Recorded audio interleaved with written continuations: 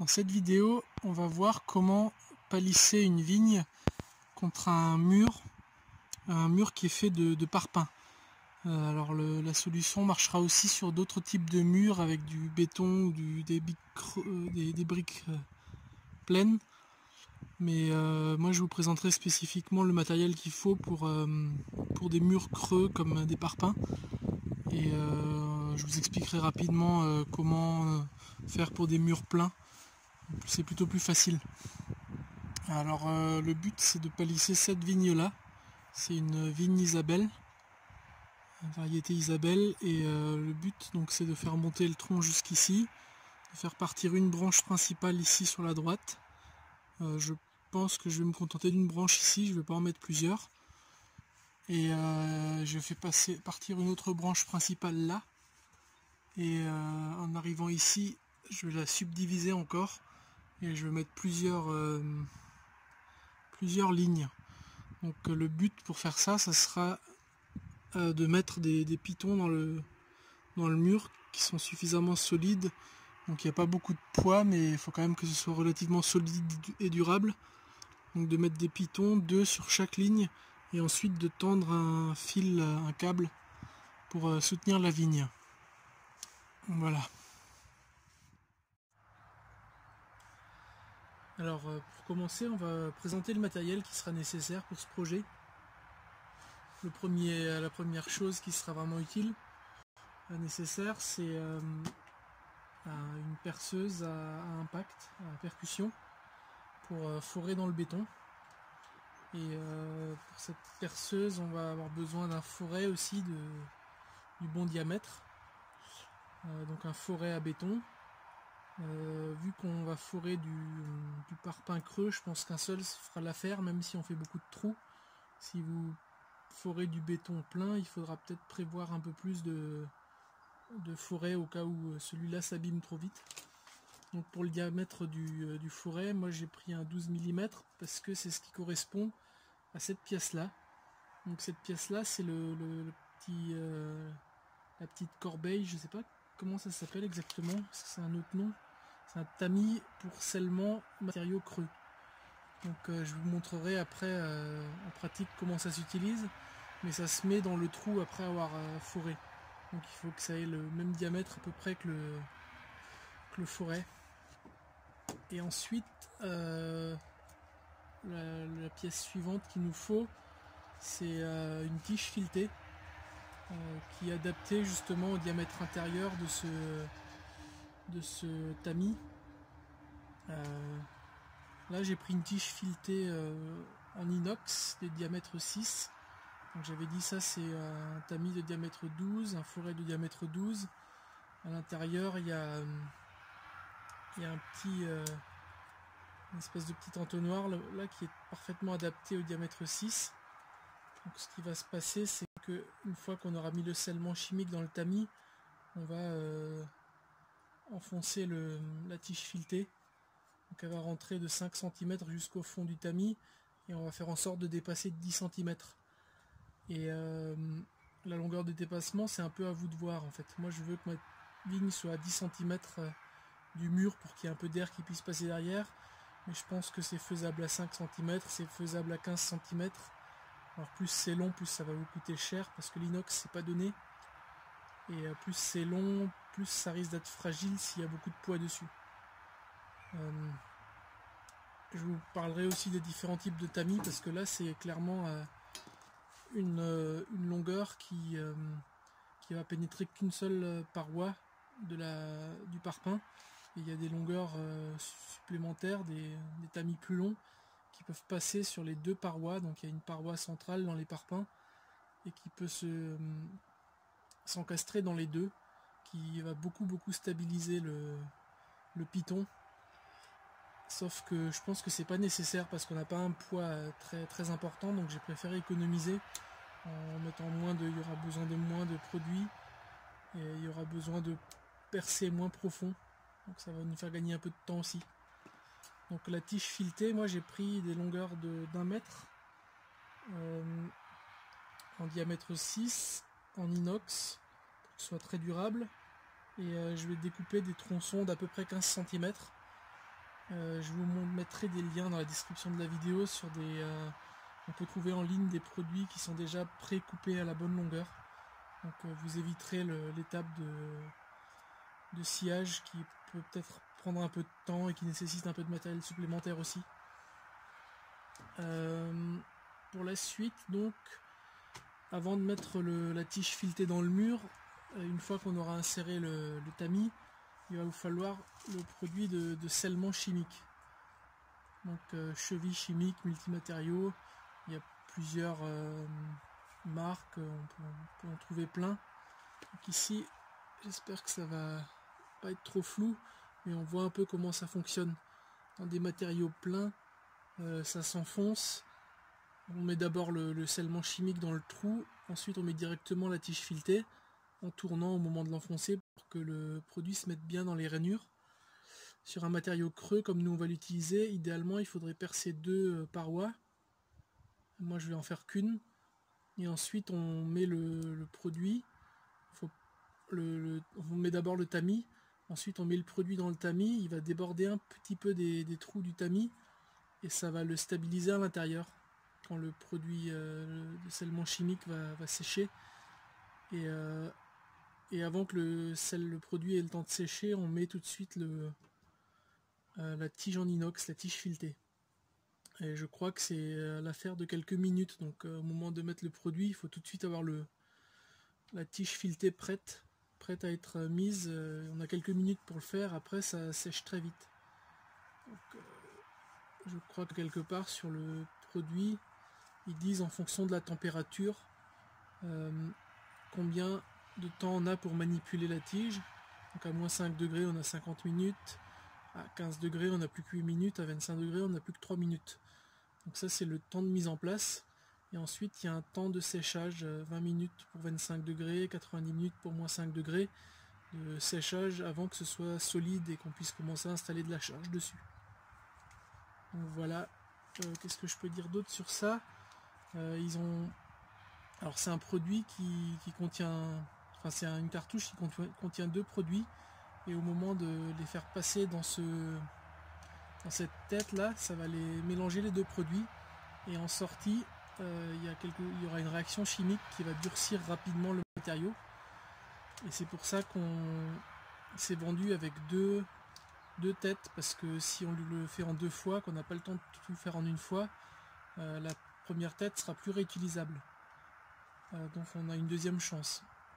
Ça veut aussi dire qu'il faut faire tous les trous d'abord, mettre en place tous les tamis, et ensuite rapidement insérer le produit, refermer le bouchon ici, ensuite insérer la tige filetée tout de suite, aller dans le deuxième trou, mettre le scellement chimique, mettre la tige filetée. En gros il ne faut pas attendre plusieurs heures, faire des grosses pauses entre les différents trous. Donc, tous les trous devront être préforés, et ensuite il faudra rapidement tout installer. Et voilà, qu'est-ce qu'il y a d'autre? Il y a ce produit là, c'est un pistolet à cartouche. Donc c'est fait pour mettre des cartouches de ce type là. C'est à peu près le même format que les cartouches qu'on trouve pour faire les joints dans les salles de bain en silicone. On peut mettre tout type de cartouches, et donc on pompe là et ça pousse un piston ici, ça va pousser le piston qui va éjecter le produit chimique et le faire rentrer dans le tamis. Et ce que je peux vous dire sur ça, c'est que là c'est qualité professionnelle. La différence avec le premier prix, c'est qu'il y a 3 tiges filetées, enfin il y a 3 tiges qui maintiendront le piston bien stable et qui permettent d'appliquer beaucoup plus de force. Et voilà, il paraît que pour ce type de produit, c'est important d'avoir ça. C'est le vendeur du magasin qui m'a vendu ça, parce que il faut beaucoup de pression pour sortir le produit. Donc on a presque tout. Il manque juste, une fois que la tige filetée sera dans le mur, on va imaginer qu'il y a les 10 cm qui dépassent du mur ici.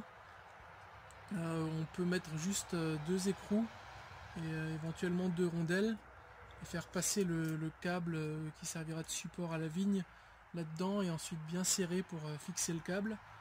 Donc ça c'est une manière de faire, manière la moins chère, mais moi je préfère que ce soit un peu plus propre. Donc j'ai acheté ces anneaux avec un filetage intérieur de 6 et donc les anneaux ils se positionnent directement sur les tiges filetées, puis on les tourne, on se retrouve avec des beaux pitons dans les murs avec une belle boucle dans laquelle faire passer le câble de support, ou en extrémité dans lequel on peut fixer le câble de support pour le mettre en tension. Ça sera peut-être un rendu plus propre que d'avoir mis juste des boulons sur le bout. Voilà pour le matériel.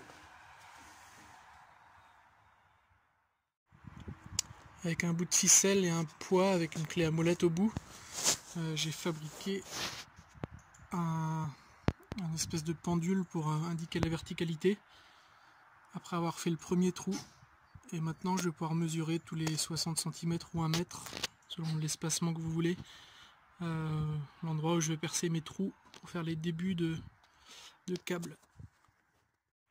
Un petit changement de plan pour ce qui est du matériel. J'avais prévu d'utiliser ma perceuse à percussion que je vous ai montré, et je me suis rendu compte que le forêt que j'ai acheté, il a un embout qui n'est pas du tout adapté. En fait, quand je le mets dans ma perceuse qui se serre en vissant, un peu avec une tête un peu universelle, ce truc là se met de travers. Du coup, je vais utiliser un perforateur qui est adapté pour ce genre d'embout. C'est un mec en train de réparer mon toit qui a ramené le matériel en même temps et qui me le prête, donc ça tombe bien. Donc, tous les trous sont faits maintenant. J'en ai mis tous les 50 cm finalement, parce que ouais, j'ai regardé un peu combien ça faisait, 60 cm ou 1 mètre comme je disais avant, c'est trop en fait. Les professionnels font 50 cm pour les vignes, et donc on va faire comme les pros. Donc j'ai mis 5 départs de câble ici, 5 trous là pour des départs de câble. Celui du haut en fait il va aussi être connecté à un trou là-bas. Et un truc à préciser encore, donc j'ai vérifié que mes petits tamis rentraient, et il faut absolument bien nettoyer les trous, donc avec un compresseur ou une brosse goupillon, parce que le scellement chimique doit s'accrocher sur le béton, pas sur la poussière et pas sur les gravats, sinon ça tiendra beaucoup moins bien. Donc bien nettoyer les trous. Et maintenant je me demande si je dois enlever un peu de crépi autour pour bien enfoncer le petit tamis jusqu'au fond. Donc je vais peut-être sur un ou deux trous voir déjà à quoi ça ressemble, quelle est l'épaisseur de crépi avant d'arriver sur le parpaing. Hop. Donc voilà un des trous que j'ai fait là, que je viens de forer pour pouvoir mieux mettre le petit panier en plastique. Je vais enlever un peu de crépi autour, comme ça le panier sera plus près de la brique, plus près du parpaing.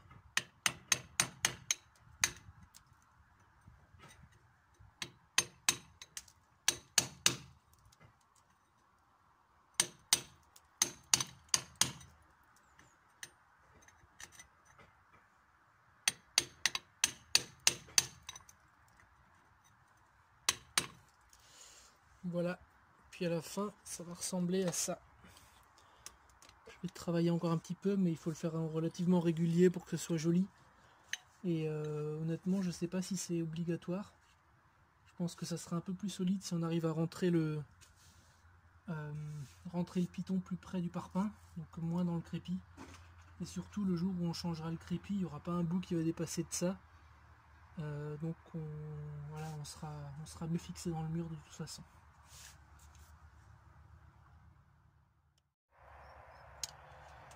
Bon, maintenant tous les trous sont creusés, je les ai bien nettoyés. Je les ai nettoyés avec un petit compresseur pour bien souffler la poussière vers l'intérieur. J'ai un petit peu creusé le crépi autour pour pouvoir bien enfoncer le petit panier. Et il n'y a plus qu'à mettre le petit panier qui accueillera le scellement chimique pour éviter qu'il se répande à l'intérieur du parpaing creux. Il y a des petits trous là, vous voyez. Donc le scellement chimique va un petit peu déborder, un petit peu dépasser de cette grille. Donc ça va bien sceller tout le matériel dans le mur. Mais il faudra faire attention au moment d'injecter le scellement chimique de pas en mettre trop, parce qu'à un moment donné ça fait que déborder et puis ça tombe dans le fond du parpaing et ça sert à rien d'en mettre trop. Donc voilà, vous voyez qu'il y a une ouverture là qu'on peut fermer ou qu'on peut ouvrir. Au moment d'injecter le produit, ça sera ouvert, et ensuite tout de suite après on va le fermer, et ensuite on va mettre la tige filetée qui sera donc dans ce petit capot là, qui un petit réducteur de diamètre qui permet de mettre la tige filetée de bon diamètre dedans en tournant. Et le fait d'insérer la tige en tournant fait que le scellement chimique va se mettre dans toutes les rainures et vraiment bien retenir la tige dans le mur. Donc voilà, c'est peut-être le bon moment pour vérifier que les tiges qu'on vient de pré-découper ont la bonne longueur quand elles seront dans le fond du trou. Donc ça va dépasser de ça du mur, ce qui me semble à peu près bien. Un autre truc à vérifier à ce stade, avant de commencer le scellement chimique, c'est que si vous, comme moi, vous avez pris des tiges filetées d'1 mètre ou plus et que vous les avez découpées à la meuleuse ou à la scie à main, à scie à métaux, il faut vérifier, parce que là vous verrez que le filetage va être un peu abîmé à l'endroit où vous avez découpé. Donc il faut tout de suite vérifier que les écrous ou les anneaux que vous voulez mettre dessus vont bien dessus. Parce que si vous devez limer un petit peu le filetage, ça sera plus simple de le faire maintenant qu'une fois qu'il sera dans le mur. Ça sera encore faisable, mais c'est un peu plus simple de le faire comme ça qu'une fois dans le mur. Donc voilà, tout est prêt, il n'y a plus qu'à mettre le scellement chimique. Bon, alors là, on est prêt à mettre le produit, le scellement chimique. Alors, d'après ce que j'ai lu et vu dans des vidéos, la première dose, il faudrait la jeter en fait, parce que le produit n'est pas forcément bien mélangé au début quand il sort. Donc vous voyez là, il y a un système pour mélanger deux produits qui sortent en même temps pour faire un troisième produit qui fait une réaction, qui devient une colle. Donc moi, au lieu de le jeter, je vais essayer juste pour... j'ai fait un trou dans une planche, là, un trou de 12 dans une planche, une chute. Et je vais m'entraîner à en mettre juste assez pour pas en mettre de trop dans les trous du mur. Parce qu'ici, on verra ce qui va se passer de l'autre côté. Donc c'est un bon entraînement. Donc plutôt que de l'étaler comme ça, là, je vais essayer de mettre une dose là-dedans. Comme ça me fera une bonne idée de combien il faut mettre.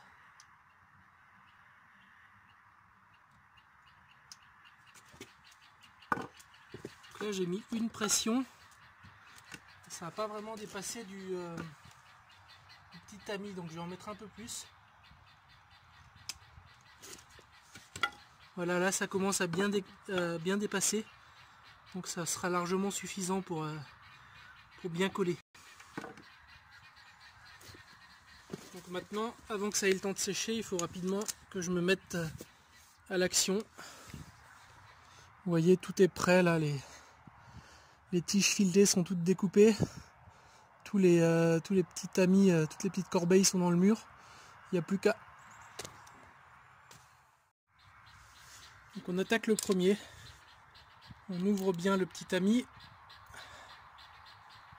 J'enfonce au fond et je commence à appuyer.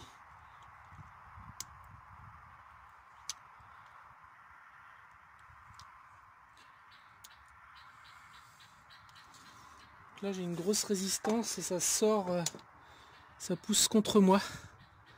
Parce qu'effectivement, c'est pas comme dans la planche de bois qu'on a fait à l'instant. C'est le mur est relativement plein sur une épaisseur assez grosse.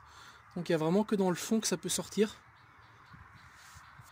Voilà, et maintenant pour mettre la tige, alors j'ai fermé le capot du tamis et je vais rentrer la tige. Alors au début je pousse un peu, mais après je tourne. Donc j'espère que la colle se mettra bien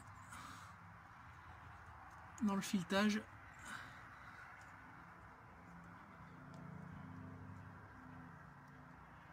Et là c'est bien au fond. Là il n'y a plus qu'à attendre. Je vais quand même nettoyer les bavures ici avant que ça sèche. Alors j'ai mieux réussi le deuxième, donc je vous montre le troisième en espérant y arriver aussi bien. Déjà j'ai mis une petite bâche en bas parce qu'il y a des bouts de colle qui vont tomber par terre et je veux pas trop salir la terrasse. Donc ce que j'ai mieux fait, c'est que j'ai toujours mis la pompe bien au fond. J'ai commencé à appuyer, mais en reculant cette fois j'ai reculé plus doucement et j'ai pas sorti la pompe avant un certain temps. Donc il y avait la pression maintenue plus longtemps. Là, vous voyez que c'est en train d'essayer de sortir, et en maintenant la pression, je pense que ça va un peu forcer dans les trous du tamis et mieux se mettre dans le mur plutôt que retomber vers l'avant. Et donc après un certain temps je sors, et là il n'y a pas grand chose qui est sorti, il n'y a que les petites chutes qui tombent de la pompe. Je finis juste de le remplir, voilà. Là je peux fermer le bouchon et ça marche très bien, tout propre. Et comme d'habitude je tourne en enfonçant le filetage. Je viens de finir le sixième et j'arrive déjà plus à bouger le premier. Enfin j'arriverai à le bouger en forçant, mais là en jouant un petit peu doucement et délicatement ça bouge plus. Donc effectivement ça prend très vite, quoi. Il faut pas traîner. Donc voilà, les 11 trous sont faits. Le dernier était là-bas. Le premier, ça fait bien plus de 20 minutes que je l'ai fait, donc en théorie le premier est déjà sec, vu qu'il faisait à peu près 15, enfin il fera à peu près 15 degrés cette nuit, il fait à peu près 20 degrés aujourd'hui. Donc 20 minutes de séchage, et le dernier là-bas il doit être en train de sécher. Dans 10 ou 15 minutes je devrais pouvoir mettre le fil de tension. Alors je vais quand même m'attendre une nuit ou deux, une nuit ou peut-être une journée encore, parce que ça coûte rien d'attendre un peu. La vigne n'est pas prête de pousser. Et par contre bon, le reste je vais pas vous le filmer, c'est trivial. Juste accrocher un bout de fil là, le faire passer là-dedans, l'accrocher là, ici accrocher un bout de fil entre chacun des deux pitons opposés. Et ensuite j'ai 1 ou 2 années de taille et de formation pour que la vigne se mette bien sur tous les fils, sur toute la longueur. Et à partir de là commencera la taille annuelle pour produire du raisin. Ça, je vous ferai une autre vidéo sur comment je taille la vigne. Bon, merci d'avoir regardé les vidéos jusqu'au bout. Je vous précise que peu après sa mise en ligne, je compléterai la description de la vidéo pour mettre des références vers des produits que j'ai utilisés.